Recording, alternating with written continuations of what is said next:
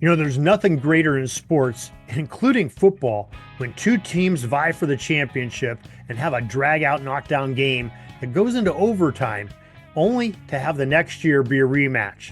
That's what happened in the late 1950s, as we had the Colts and the Giants square off in 1958 in the greatest game ever played, and they met again the following season. Jim Johnson returns to tell us all about this 1959 season and the Indianapolis Colts versus the New York Giants in the NFL Championship, game number 2. It's all coming up with Jim in just a moment. This is the Pigskin Daily History Dispatch, a podcast that covers the anniversaries of American football events throughout history. Your host, Darren Hayes, is podcasting from America's North Shore to bring you the memories of the gridiron, one day at a time. So we have Jim Johnson back with us. You remember him from our last episode on this championship series. Jim talked about the 1958 Colts and their great victory in the greatest game ever played against the New York Giants in Yankee Stadium, and talked quite a bit about the milestone moment that was for the National Football League. If you haven't listened to that yet, go back and take a listen to it as soon as you get done with this episode, because it's a great episode. A lot of history going on there. But we have a great episode tonight as we talk about the next season, the 59 season in a championship game by these same Colts. And Jim has got his Johnny Unitas jersey on and ready to talk about the 59 season of the National Football League. Well, and it came down again to the Colts and the Giants, and the excitement was, the city of Baltimore was beside itself, and the city of New York was kind of annoyed because they lost to these upstarts. So both of them were focused, and they both again turned in solid years.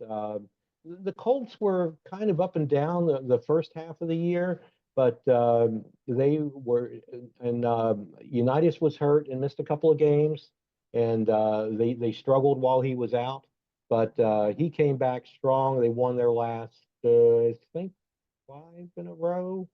It wound up finishing with the same record they had the year before, 9 wins and 3 losses. The Giants were even better. Giants were 10-2, and their numbers, they again gave up the fewest points in the league, and again the Colts scored the most points in the league by about 90 over the Giants, who had lost Lombardi as their offensive coordinator, but they still had Tom Landry's defense, and they were still a formidable team, but also as were the Colts. So the Bears gave them a bit of a run, but they fell back at 8-4, and the Packers had their first winning record in like forever.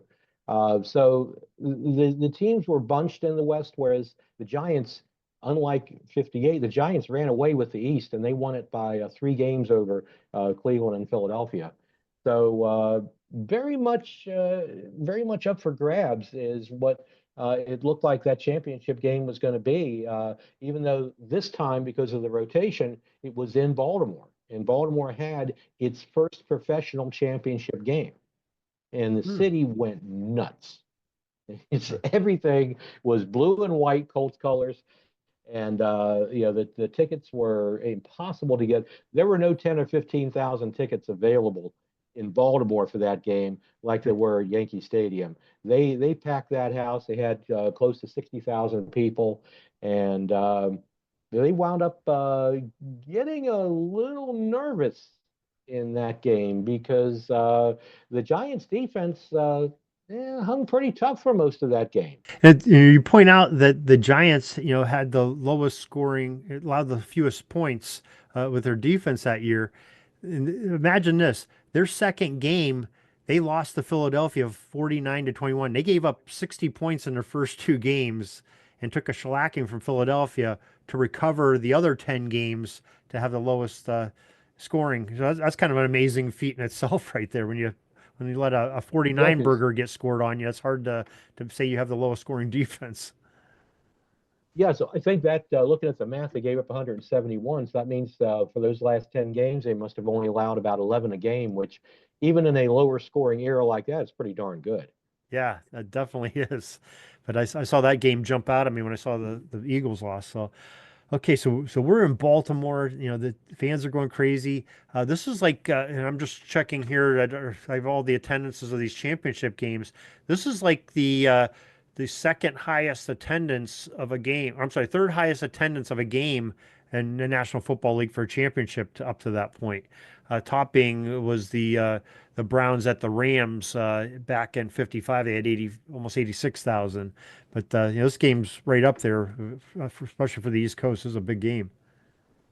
Well, and I bet you if they'd had a stadium as big as the LA Coliseum in Baltimore, they probably could have threatened that number because they were and this Baltimore as a city itself was pretty much still at its peak. They still had close to 1 million in population. It was still a very successful steel and industrial town, a very blue collar town.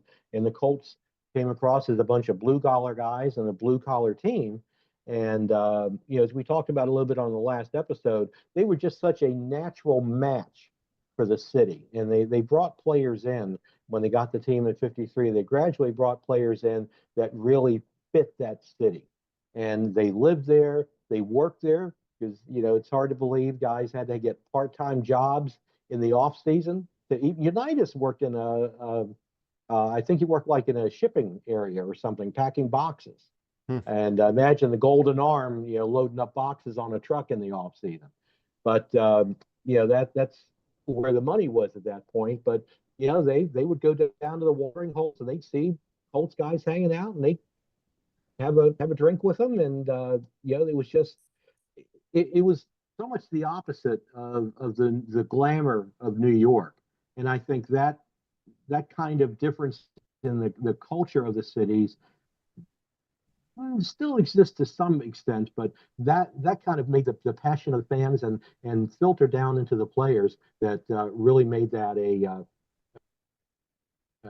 a brief but very intense rivalry between those two teams. Yeah, it's interesting you say that. You know, I've had Upton Bell on a couple of times, and Upton Bell at this point, you know, his father famously is Burt Bell. His grandfather was John C. Bell, who was with Walter Camp at the very beginning of football. So the Bell family has been around football, and Upton's still going strong. I just talked to a gentleman last night that was interviewing Upton, so he's still taking interviews and still talking wrong well into his late 90s here. But Upton was the like a player personnel for the Colts back in this era, and he always has told me multiple times about, you know, just like you said, these guys were like family to each other. They're going out doing things together, go bowling, you know, go to the local watering hole, have down a few suds or whatever, having family picnics, whatever. These guys were together, and that really does a lot for the teamwork. And I don't think that they appreciated that like what we know now of, you know, teamwork makes the dream work type thing going on.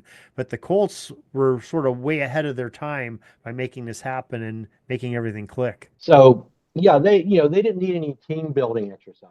They just did it. The players were attracted to to hang, as you mentioned, hang out with each other. They rooted for each other, they supported each other, and it just became very naturally. And Upton and the front office staff did a great job of putting a real team together. And a lot of them started their own little businesses in Baltimore. And of course, one of those businesses turned out not to be so little. Gino Marchetti and Alan Amici got together and started a little hamburger joint called Gino's, which then became a mid-Atlantic chain and got bought out by Kentucky Fried Chicken and made, especially Marchetti, I think he was the majority owner in that, made him very wealthy in his older age. Hmm. So, they had a lot of smart guys on that team. We talk about the toughness of the blue collar, but they had some pretty smart and shrewd guys too that were able to take their success and on the field and turn it into good success off the field. Yeah, so I mean, so we got a great team of the Colts coming against a great team of the Giants.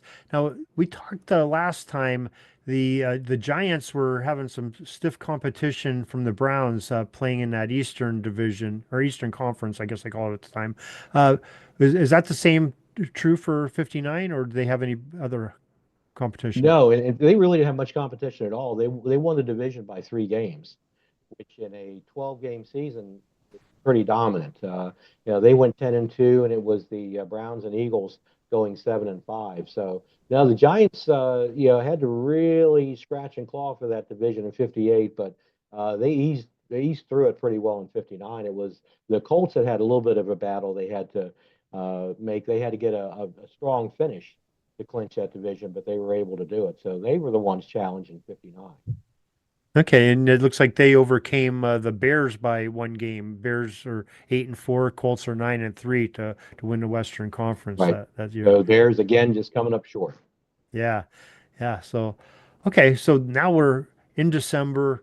We're in the championship game, as you described so well earlier. What's happening in that game in Baltimore? Well, it was a very defensive game for the first 3 quarters. Lenny Moore caught a 60-yard touchdown pass from Unitas for the first score of the game. And then the Colts offense, for the balance of the first quarter into the fourth quarter, did nothing. And Hmm. the Colts crowd watched Pat Summerall kick field goals, and the Giants were actually ahead going into the fourth quarter, 9-7. And I can Hmm. imagine there were some very, very nervous fans in Memorial Stadium. But then Unitas took over. He actually scored what was the go-ahead touchdown on a run. He, although he never looked pretty running, he was effective when he could run the football. And a touchdown pass to Jerry Richardson, who, by the way, talking about restaurants, was one of the founders of, or I don't know if he was the founder, but he was one of the owners of the Hardee's chain. So Hmm. if you want a fast food, you need to hook up with these guys because Right. they really had a fortune in it.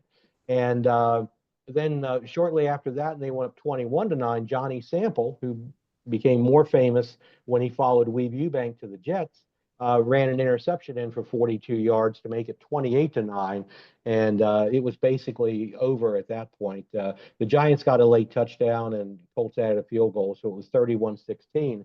They look at the score and figured, Colts had an easy game. But no, it was no easy game. They dominated the fourth quarter, though. So they outscored the Giants 24-7 in the fourth Hmm. quarter. A team that was, as we mentioned, for the last part of the season, averaged only 11 points a game they allowed, got torched for 24 points, although 7 of them was on a defensive score. But still, they really showed the championship medal and probably benefited a little bit from the home field advantage they enjoyed with that rabid crowd, and were able to pull out the game. And by the way, I don't know, Darren, if you ever saw the movie Diner. Um, that was a set in Baltimore. It had what was it? Paul Reiser, Mickey Rourke, uh, Steve Guttenberg, Tim Daly, a lot of guys in their first movie roles. And it was about a couple in Baltimore getting married on New Year's Eve, 1959, which was, let's see, 4 days after this game. It was December 27th. Hmm. And in order to get married, the potential spouse had to pass a quiz on the Baltimore Colts, and everything was centered around this game. So that game was kind of immortalized in that movie. It was one of Barry Levinson's first movies. Barry Levinson, a native Baltimorean who had lived through that game, and it put them. It was a very entertaining movie. But yeah, and the bridal party wore blue and white. And somebody made a comment about it in the movie, and someone said, "Could be worse. Could be Steelers colors." Hey, hey now, hey now. Yeah, sorry about that, but a sentiment which still exists in Baltimore, let me tell you. I have never heard of that movie. I'll have to catch that on Netflix or something and watch You would that definitely sometime enjoy. I soon. think it came out in 83, somewhere 82, 83. Huh. Very entertaining movie. Yeah, I'll have to check that out. So, All right, so we have Baltimore winning two championships in a row, the franchise's first National Football League championships, and doing it consecutive years. That's a pretty big feat, and you know, pretty amazing. Well, and again, and we touched on this after the '58 championship, but now back-to-back championships. It really established the Colts as a marquee franchise in the National Football League, and it established Baltimore as a championship city. And that was the first of only three championship games the city has ever hosted. They hosted the AFC Championship in 1970, and then they also hosted it in 2023 with the Ravens, or actually January 2024. So this was a big deal. Now, the Orioles hit several World Series over that time, but again, it was a Colts town. And getting that championship game at home, that was kind of the pinnacle that that the Colts of that era would reach, because in 1960 they fell apart. Instead of having the big run at the end of the season, they were 6-2 at one point and tied for first in the division, and they lost their last four games and wound up finishing Hmm. 6-6. Hmm.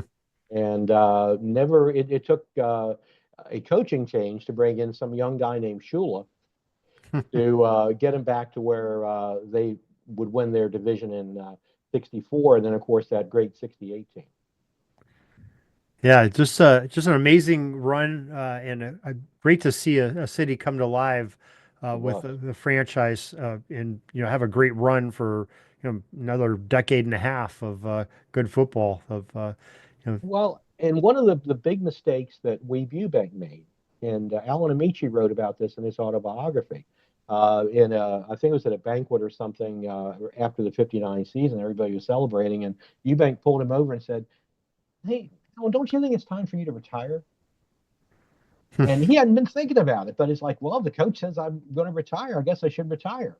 And, Mamicha was a lot more than just scoring, stumbling into the end zone and scoring that overtime touchdown. He was that guy that could convert 3rd and 2 mhm. and get the tough yards. Lenny Moore was not a guy who was going to get 20, 25 carries and run between the tackles. He was the big play guy, and the two of them complemented each other very well.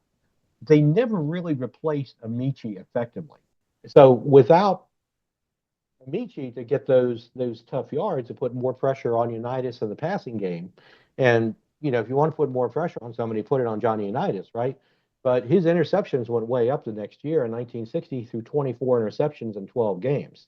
Now, back in that day, they weren't a sign of moral failure like they are now, but that's still a lot of interceptions.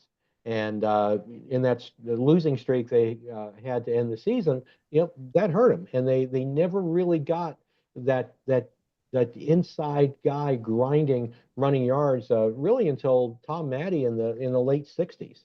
So and guess what? They didn't win another championship until then. Yeah. So, well, Jim, it is another great job of recapping a season and a championship for your Baltimore Colts here, and it's really exciting to talk about these great history. Do you have any final thoughts on this '59 season and '59 team?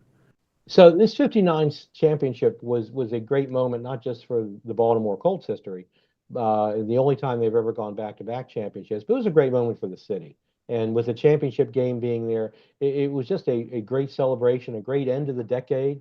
And little did they know it was kind of the end of an era, because it would be 5 more years before they got back to a championship, and then they got wiped out. So, but that will always be really a treasured moment for those that lived it, and then got to celebrate with the players in their local watering holes. You don't get that anymore without fighting through security.